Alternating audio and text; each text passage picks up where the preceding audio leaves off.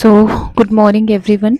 तो आज का जो हमारा टॉपिक रहेगा उसका नाम है विजुअल एक्विटी टेस्ट। ठीक है, तो आज का जो हमारा टॉपिक है उसका नाम है विजुअल एक्विटी टेस्ट। तो आप लोगों को पता ही है कि हम विजुअल एक्विटी टेस्ट जो है वो करते किसके लिए। तो जो विजुअल एक्विटी टेस्ट होता है बच्चों, वो हम मेनली करते हैं किसके लिए करते हैं मेनली हम। तो आज का जो टॉपिक है that is visual acuity test. ठीक है, विजुअल एक्विटी टेस्ट। जो विजुअल एक्विटी टेस्ट होता है हम वो किस चीज के लिए करते हैं, वो हम मेनली करते हैं, it is used to check for vision loss. ठीक है, अच्छा पहले हम विजुअल एक्विटी टेस्ट के बारे में एक थोड़ा सा इंट्रोडक्शन देंगे। आप बहुत बार क्या है कि आप हॉस्पिटल में गए होंगे और आपने बोला होगा कि आपको बोर्ड देखने में प्रॉब्लम होती है, जो मेनली स्टूडेंट्स होते हैं तो बोर्ड देखने में प्रॉब्लम होती है। ठीक है, तो उनके टीचर्स उनको आगे बिठा देते हैं। ठीक है, फिर आप हॉस्पिटल गए होंगे तो आपको एक डॉक्टर ने एक रूम पे बिठाया होगा और उस रूम पे आपने देखा होगा आपके सामने उस डॉक्टर ने कुछ इस तरीके का एक चार्ट प्रेजेंट होगा उस रूम के अंदर। ठीक है, कुछ इस तरीके का चार्ट होगा और उसके ऊपर इस तरीके से बड़े बड़े वर्ड्स लिखे होंगे। फिर जैसे जैसे वो नीचे नीचे आते जाएंगे तो वो क्या होंगे, लेटर्स छोटे छोटे होते जाएंगे, है ना। ठीक है जी, आए कुछ इस तरीके से होगा,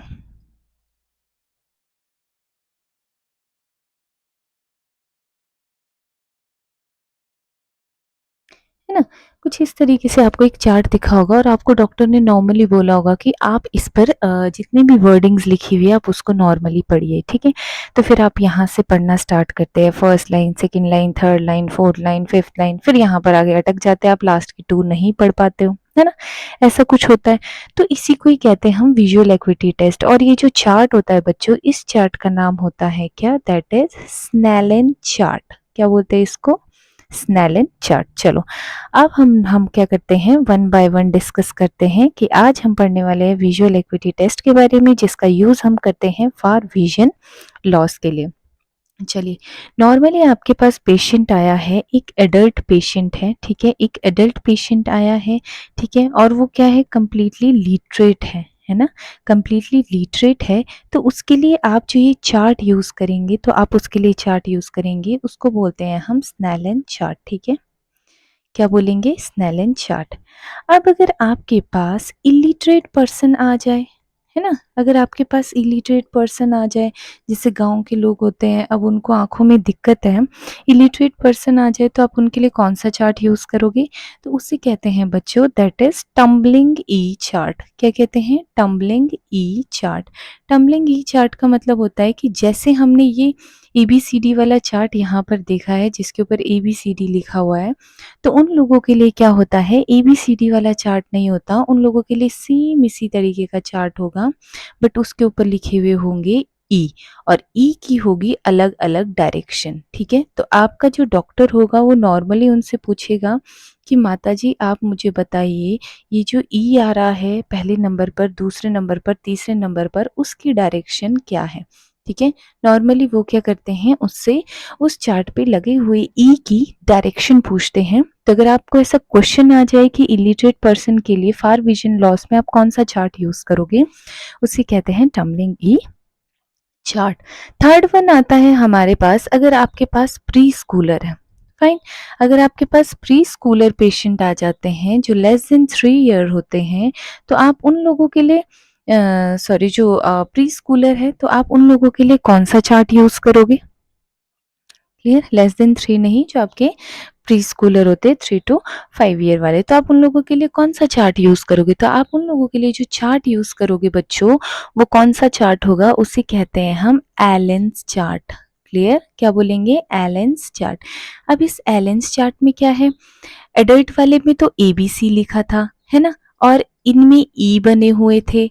तो इनमें क्या है, इन वाले जो बच्चों के चार्ट रहते हैं, उन चार्ट के ऊपर मेनली बने हुए होते हैं एनिमल्स, या फिर केक बना होगा, है ना, या फिर एक फ्लावर बना होगा, है ना, या फिर कोई डॉग बना होगा, है ना, और उससे पूछेगी कि इसकी शेप बताओ, या कोई हाउस बना होगा। तो ये जो इस तरीके के चार्ट होते हैं, ये यूज़ किए जाते हैं मेनली जो बच्चे होते हैं, उनके लिए यूज़ किए जाते हैं। फॉर एग्ज़ाम्पल कोई बस बनी होगी, है ना? और उनसे पूछा जाएगा कि बच्चों बताओ इस चार्ट पे क्या बना है? तो वो प्री-स्कूलर वाले बच्चे ईज़िली बता देंगे ये केक है, ये काऊ है, ये फ्लावर है, ठीक है? तो उसे क्या कहते हैं हम? That is Allen's chart. ये तो बात रही हमारी किसकी? फार विजन लॉस की। अब अगर आपको क्वेश्चन आता है कि आपके पास पेशेंट आया है और उसको नियर विजन लॉस है ना?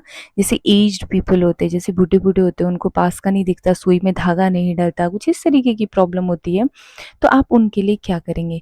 तो अगर आपसे क्वेश्चन आता है what is use for near vision loss? तो अगर आपको पेशेंट आया है और उसका आपको नियर विजन लॉस चेक करना है बच्चों, नियर विजन लॉस चेक करना है, तो आप उसके लिए जो चार्ट यूज़ करोगे उसका नाम होता है दैट इज़ जिगर्स चार्ट। और जो जिगर्स चार्ट या फिर जो बुक होती है उसका जो डिस्टेंस रहेगा वो होगा 25 टू 35 सेंटीमीटर। मतलब आप इतनी नज़दीक से वो पेशेंट को एक बुक पढ़ने को दोगे, उस पे लिखा हुआ होगा और आप उसको बोलोगे कि आप बाबा जी इसके ऊपर जो भी लिखा है आप उसे पढ़ के बताइए, उसे हम कहते हैं जिगर्स चार्ट कहते हैं। ठीक है? चलो, अब अगर हम डिस्टेंस की बात करें, ये तो हमने कहा कि हम क्या-क्या यूज़ करते हैं। अब हम देखते हैं कि डिस्टेंस कितना होता है। जैसे नॉर्मली आप हॉस्पिटल में जाते हो, वहाँ पर एक रूम का सेटअप होता है। तो वो जो बच्चों रूम का सेटअप होगा, उस रूम का जो डिस्टेंस होता है उस चार्ट से लेकर वो कितना होगा? वो होगा आपका 6 मीटर और ये डब्ल्यूएचओ की गाइडलाइन के ही अकॉर्डिंग है या फिर आप बोल सकते हो 20 फीट। क्लियर हो गया? 6 मीटर या 20 फीट आपका क्या है, उस चार्ट का डिस्टेंस होगा कहाँ से लेकर? पेशेंट से लेकर वो चार्ट का जो डिस्टेंस है वो कितना होगा? दैट इज़ 6 मीटर या फिर 20 फीट। क्लियर हो गया? चलिए, अब अगर आपका पेशेंट उस चार्ट को इतने डिस्टेंस से पढ़ पाता है, ठीक है? तो हम क्या कहेंगे कि इस पेशेंट का विज़न क्या है? 6 बाय 6 है।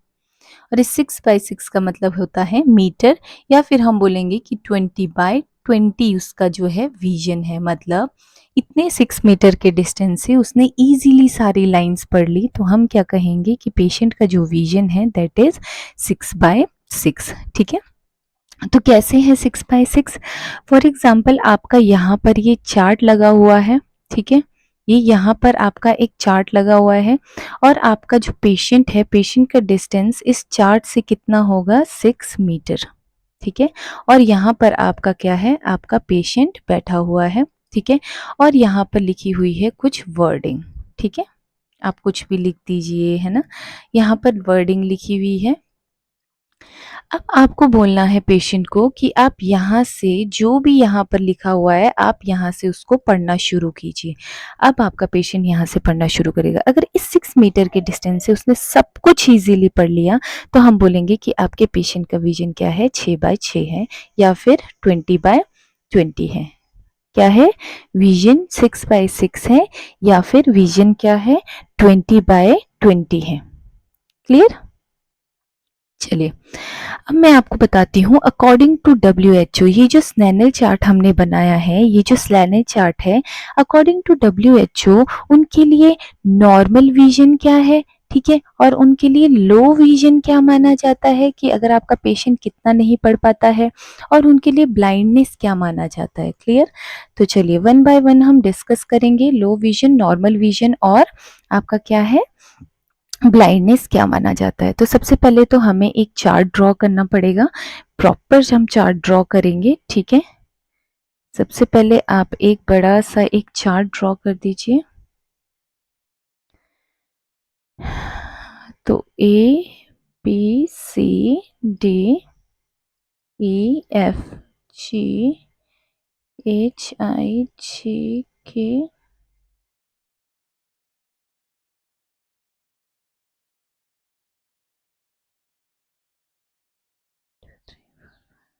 चलिए, इस तरीके से हमने क्या है, इसके ऊपर लाइंस हमने क्या है मेंशन कर दी है। तो अब हम इन लाइंस को कुछ नंबरिंग देंगे। फॉर एग्जांपल जो टॉप मोस्ट आपका जो ए लिखा हुआ है, जो सबसे बड़ा है, हम उसको नंबर देते हैं। ये क्या है? 60। इसको हम नंबर देंगे 36। नाउ नेक्स्ट 24, देन आएगा आपका 18, देन ये है 12 मीटर, देन ये है आपका 9 मीटर, और जो लास्ट में आपका क्या है, लास्ट में जो थोड़ा सा दिख रहा है, ठीक है, वो क्या है आपका 6 मीटर। क्लियर हो गया? ऐसे इस तरीके से कुछ लाइन होगी। अब बच्चों ये जो हमने ये लिखे हुए हैं ये नंबर, ये क्या है? ये जितने भी ये नंबर है ये रिप्रेजेंट करते हैं आपके एक नॉर्मल पर्सन के विजन को। किसको रिप्रेजेंट करते हैं? नॉर्मल पर्सन के विजन को। नॉर्मल पर्सन के विजन का मतलब है कि जो नॉर्मल इंसान है वो जो ये सबसे ऊपर जो ए लिखा हुआ है वो उस ए को 60 मीटर दूर से भी वो उसको नॉर्मली पढ़ सकता है। बट हम तो पेशेंट का विजन चेक करें तो हम उसको तो 6 मीटर के पास ही बिठाएंगे, है ना। और दूसरा क्या है, वो 36 मीटर से पढ़ सकता है, ये 24 मीटर से पढ़ सकता है। अब हम इससे कंपैरिजन करते हैं उस पेशेंट का। क्लियर? तो अकॉर्डिंग टू WHO क्या है बच्चों, अगर आपका पेशेंट, क्लियर, अगर आपका पेशेंट ये लास्ट की 4 लाइंस अच्छे से पढ़ लेगा, क्लियर, अगर आपका पेशेंट लास्ट 4 लाइंस अच्छे से पढ़ लेगा तो हम उसको क्या कहेंगे कि आपके पेशेंट का क्या है, नॉर्मल विजन है। क्लियर? क्या बोलेंगे हम? नॉर्मल विजन है। और जो नॉर्मल विजन की जो लाइन है वो कहाँ से शुरू होगी, आपके 18 से लेकर 6 मीटर तक। क्या बोल सकते हैं आप, 6 मीटर से 18 मीटर तक क्या है आपका नॉर्मल विजन है। अगर वही पेशेंट लास्ट की 4 नहीं पढ़ पा रहा है बट वो स्टार्टिंग की 4 पढ़ रहा है, मतलब 18 से लेकर वो कहाँ तक पढ़ पा रहा है, आपके 60 तक पढ़ पा रहा है, ठीक है, तो हम क्या बोलेंगे उसको, मतलब 6 मीटर से दिखा रहे हैं ना हम, तो अगर 6/18 से लेकर 6/60 तक देख पा रहा है तो हम उसको क्या बोलेंगे कि उसका क्या है, लो विजन है। समझ रहे हो आप? आपके पास जैसे पेशेंट आया है, आप उसको ऊपर से रीडिंग करने को बोल रहे हो, ठीक है, तो ऊपर से उसने बढ़िया रीड कर लिया है ना, वो यहाँ पर 18 के बाद वो अटक गया, अब वो यहाँ से नीचे की लाइंस नहीं पढ़ पा रहा है, तो हम उसको क्या बोलेंगे कि आपके जो पेशेंट का जो विजन है वो क्या है, वो लो विजन है, क्योंकि उसने क्या है, स्टार्टिंग की 4 लाइन पढ़ी है। क्या पढ़ी है? स्टार्टिंग की 4 लाइंस पढ़ी है उसने, तो उसका विजन क्या है, लो विजन है। अगर वो लास्ट की 4 लाइंस पढ़ लेगा तो उसको हम क्या बोलेंगे, नॉर्मल विजन। तो उनके अकॉर्डिंग, फिर WHO के अकॉर्डिंग ब्लाइंडनेस किसको बोलेंगे, ब्लाइंडनेस उसको बोलेंगे जो पेशेंट ना स्टार्टिंग की 4 पढ़ पाएगा ना लास्ट की 4 पढ़ पाएगा। इट मीन्स हम क्या बोलेंगे, जिसका विजन क्या होगा, लेस देन 6/60 होगा, हम उनको उसको क्या बोलेंगे कि हाँ ये क्या है, हम उसको ब्लाइंडनेस की कैटेगरी में अब हम उसको डाल सकते हैं। तो चलिए 1 बाय 1 हम अच्छे से लिखते हैं कि क्या है इसकी नॉर्मल रेंजेस। चलिए, तो यहाँ पर हम यहाँ स्टार्ट करेंगे, तो सबसे पहले हम लिखेंगे according to WHO classification, according to WHO classification, ठीक है, according to WHO classification, what is normal vision? Normal vision कब माना जाएगा, अगर पेशेंट 6 मीटर से देख रहा है, और इसको अगर पेशेंट 6/6 से लेकर 6/18 तक लास्ट की 4 लाइंस देख लेगा, उसे हम क्या बोलेंगे, दिस इज नॉर्मल विजन। या आप ऐसे भी बोल सकते हो कि अगर पेशेंट 6/18 टू 6 तक पढ़ लेता है तो उसका नॉर्मल विजन है, ठीक है, ये आपके समझने के लिए। बट जो लाइन दी गई है वो एग्जैक्ट ऐसे ही है, 6/6 टू 6/18, आप उसको चेंज नहीं कर सकते, आप उसको 6/18 टू 6 नहीं लिख सकते हो। क्लियर? तो चलिए नेक्स्ट क्या है, नॉर्मल विजन हो गया। And now what is low vision for WHO? Clear? Then low vision is 6/18 to 6/60। Clear? मतलब एक नॉर्मल पर्सन 60 मीटर से वो चीज देखेगा जो आपका पेशेंट 6 मीटर से देख रहा है, तो उसका क्या है, वो क्या है, लो विजन है। मतलब ये कौन सी है, स्टार्टिंग की 4 लाइंस। अगर पेशेंट आपका सिर्फ स्टार्टिंग की सिर्फ 4 लाइंस पढ़ पा रहा है तो उसका कैसा है, low vision. And this is last 4 lines. Clear हो गया? चलिए, now what is blindness? Blindness means अगर आपका पेशेंट 6 मीटर के डिस्टेंस से ये पूरा का पूरा चार्ट नहीं पढ़ पा रहा है, क्लियर? 6 मीटर के डिस्टेंस से ये जो हमने ऊपर चार्ट बनाया है, ये अगर आपका पेशेंट 6 मीटर के डिस्टेंस से नहीं पढ़ पा रहा है, तो हम क्या करेंगे, हम उसको बोलते हैं ब्लाइंडनेस, और उसकी जो कैटेगरी में रखा गया है दैट इज 3/60 मीटर। मतलब 6 मीटर से तो वो वैसे ही नहीं देख पा रहा, हम उसको क्या करेंगे, हम पेशेंट को क्या करेंगे और पास लेकर जाएंगे, और पास कितना, 3 मीटर के डिस्टेंस पर लेके जाएंगे, तब हम क्या बोलेंगे, अकॉर्डिंग टू WHO वो क्या है, ब्लाइंड है। क्लियर हो गया? आप उसको ऐसे भी बोल सकते हो कि अगर सबसे ऊपर कौन सी लाइन है, सबसे अगर हम टॉप पे देखेंगे तो वो उसमें क्या लिखा है, 60 लिखा है। इट मीन्स अगर पेशेंट 6/60 से भी लेस विजन आ रहा है, कि अगर वो इससे भी लेस पास जाके देख रहा है, तो हम उसको क्या बोलते हैं बच्चों, ब्लाइंडनेस बोलते हैं। क्लियर हो गया? होप सो आपको ये क्लियर हो गया होगा। ठीक है, या आप इसमें less than 6 भी लिख सकते हो। ठीक है, ये हो गया। तो चलिए, अब हम देखते हैं एग्जैक्ट क्या है।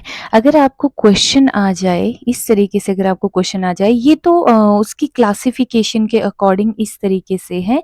अगर ऐसे क्वेश्चन आता है कि according to WHO what is blindness, according to WHO what is blindness, clear, what is blindness range, देन अगर रेंज में पूछेंगे तो इस तरीके से देना है। ठीक है, अगर आपसे पूछेगा what according to what is blindness, तो उसको हम क्या बोलेंगे, if patient can not see from 3 meters. ठीक है, तो क्या है, ये क्या है, आपका ब्लाइंडनेस है। मतलब अगर पेशेंट 3 मीटर पास जाकर भी वो चीज़ नहीं देख पा रहा है, जो आपका नॉर्मल पर्सन 60 मीटर पास दूर से देख पा रहा है, तो हम उसको क्या बोलेंगे, WHO के अकॉर्डिंग वो क्या है बच्चों, ब्लाइंड है। क्वेश्चन नंबर 2 यहाँ से बनता है, अकॉर्डिंग टू, ठीक है, मतलब व्हाट इज लीगल ब्लाइंडनेस। ठीक है, एक ऐसा क्वेश्चन आएगा आपको, what is legal blindness. Legal blindness का मतलब होता है जो अकॉर्डिंग टू कोर्ट या फिर अकॉर्डिंग टू पुलिस क्या है, आपको ब्लाइंड माना जाता है। तो उसमें क्या होता है, उसकी जो वैल्यू होती है दैट इज 20/200 फीट। इसका मतलब क्या होता है, क्या है, 20/200 फीट आफ्टर करेक्शन, आफ्टर क्या है, करेक्शन, और इस आफ्टर करेक्शन को आपको क्या है, हाईलाइट करना है बच्चों। ठीक है, ये जो आफ्टर करेक्शन है इसको आपको हाईलाइट करना है। इसका मतलब है कि ये जो पेशेंट है, इसको आपने चश्मा भी दे दिया है, तब भी वो चीज़ 200 फीट पास से दिखेगा जो एक नॉर्मल पर्सन 200 फीट से देख सकता है। क्लियर हो गया? आफ्टर करेक्शन के बाद भी वो 20 फीट से वो चीज़ दिखेगा जो एक नॉर्मल पर्सन क्या है, 200 फीट से देख सकता है। तो ये क्या है, लीगली इनको ब्लाइंड माना जाता है। क्लियर? होप सो आप लोगों को ये समझ आया होगा। अब हम आगे क्या देखेंगे, अब हम देखेंगे कि जब आप पेशेंट को हॉस्पिटल लेके जाते हो तो उसका प्रोसेस क्या होता है आई चेकअप का। तो चलिए अब हम डिस्कस करेंगे process of eye checkup. Clear? चलिए, what is the process of eye checkup? Process of eye checkup,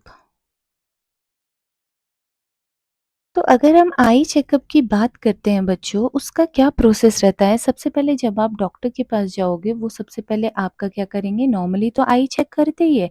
उसके बाद जो उनका फर्स्ट स्टेप रहता है, फर्स्ट स्टेप होगा उनका, क्या होगा, स्नेलन चार्ट या विजुअल एक्विटी टेस्ट। ठीक है, वो आपको सबसे पहले स्नेलन चार्ट करेंगे, या जिसको आप विजुअल एक्विटी टेस्ट भी बोल सकते हो। ठीक है, अगर आपका पेशेंट उस विजुअल एक्विटी टेस्ट को पार नहीं कर पाता है, मतलब if patient can not read top lines, if patient can not read top lines,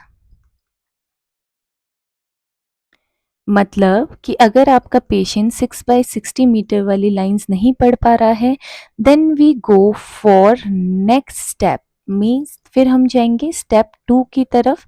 and step 2 क्या होगा हमारा, then we did count finger. ठीक है, तो हम क्या करेंगे, उस पेशेंट को हम काउंट फिंगर करेंगे। क्या करेंगे, काउंट फिंगर। काउंटिंग फिंगर में आपको पता होगा कि हम आपके पेशेंट के सामने जो है अंगूठियों को हिलाएँगे, सामने से उँगलियाँ हिलाएँगे, ठीक है? तो उसके बाद हम उसको बोलेंगे कि अब आप बताइए कि ये क्या नाम इसे कितनी उँगलियाँ हैं, ठीक है? और उसका जो डिस्टेंस होगा वो होगा 3 से 6 फीट। क्लियर? तो डिस्टेंस मैं आपको क्लियर करके बता दूँगी कि कितने डिस्टेंस से होगा। आई थिंक वो लेस देन 3 मीटर के डिस्टेंस से हम उनको दिखाते हैं। क्लियर? 3 मीटर के डिस्टेंस से हम उनको बहुत ही पास से दिखाएँगे कि ये कितनी फिंगर है। क्लियर हो गया? देन उसके बाद क्या है 3 मीटर की डिस्टेंस से जब आपने उनको काउंटिंग फिंगर करवा दी, अगर पेशेंट आपका फिर भी फिंगर्स को काउंट नहीं कर पाएगा बच्चों, उसके बाद हम क्या करेंगे हैंड मूवमेंट, ठीक है? अब हम उस पेशेंट के सामने पूरा का पूरा हाथ हिलाएँगे, ठीक है? पूरा का पूरा अब हम हैंड मूवमेंट करेंगे और हम उसको बोलेंगे कि बताओ हमारा हाथ किस डायरेक्शन में जा रहा है। अगर वो भी नहीं बता दे रहा है, तो हम उसके बाद क्या करेंगे, हम उस पे करते हैं परसेप्शन ऑफ लाइट। क्या करेंगे परसेप्शन ऑफ लाइट। तो आपको एग्जाम में ये PL करके भी आ सकता है, तो आपको परसेप्शन ऑफ लाइट समझना है। परसेप्शन ऑफ लाइट में आपको कुछ इस तरीके से दिया होगा PL is present, PL is positive. तो इसका मतलब क्या होगा कि पेशेंट कैन सी। अगर आपको दिया होगा PL इज नेगेटिव मतलब patient can not see, patient नहीं देख पा रहा है, तो आपका डॉक्टर जो लिखेंगे PL इज नेगेटिव कि आपका पेशेंट नहीं देख पा रहा है। क्लियर? और लास्ट में हम क्या करते हैं refraction of light. Refraction of light का मतलब क्या होता है कि आप पेशेंट के ऊपर क्या करोगे, बहुत सारी डायरेक्शन से आप पेशेंट की आईज के ऊपर क्या है लाइट्स डालोगे और आप पेशेंट को पूछोगे कि आपको कहीं से कहीं रोशनी आ रही है, ठीक है? तो आप उस पेशेंट को पूछोगे कि क्या आपको किसी दिशा से रोशनी दिख रही है या लाइट आ रही है। और ये जो परसेप्शन ऑफ लाइट होती है इसमें क्या करोगे आप पेशेंट की आंखों के ऊपर रोशनी डालोगे, ऐसे नज़दीक से लाइट डालोगे।